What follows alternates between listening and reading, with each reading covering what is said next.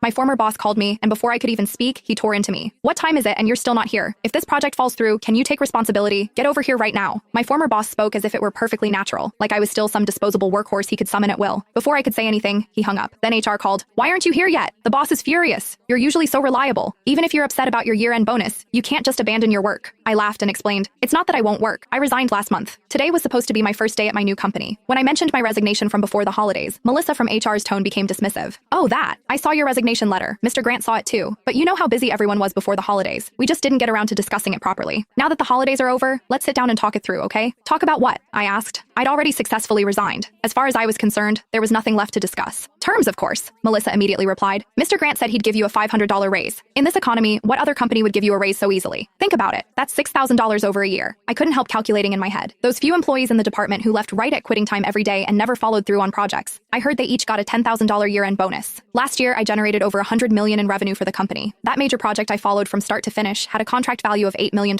I did the work of 3 people alone, had the most overtime hours in the department, and didn't take a single sick day. But at the annual meeting when they handed out the Outstanding Employee Awards, all the projects I'd signed became Claire's. She got a $50,000 bonus plus the latest smartphone. My year-end bonus was $250. Just thinking about it felt absurd. I wanted an answer. Melissa, why was my year-end bonus $250? Silence on the other end for a few seconds. Sophia, you have to understand. The company has its policies. She chose her words carefully. Even though you do a lot of work, sometimes you're too rigid. You don't focus enough on teamwork. You rarely attend team-building activities, and you don't communicate much with colleagues. Year-end bonuses naturally have to consider overall performance. I laughed bitterly. I remembered last year's company team building, a weekend mountain hike. I didn't go because I had to work overtime. Friday night dinner, I didn't go because I had to rush a proposal. And that time the department went to karaoke. I declined because I had a client meeting the next day and couldn't afford to be careless. Every time I skipped a department gathering, it was to do better work. And now they were using that against me? What about everyone else? What were they doing when I wasn't there? Drinking, singing, taking group photos, posting on social media. The captions were always, "We're family, best team ever." So that's what overall performance meant. Are there other reasons? I asked. Melissa thought for a moment, then lowered her voice. Also, Mr. Grant said that last year you had a few projects where,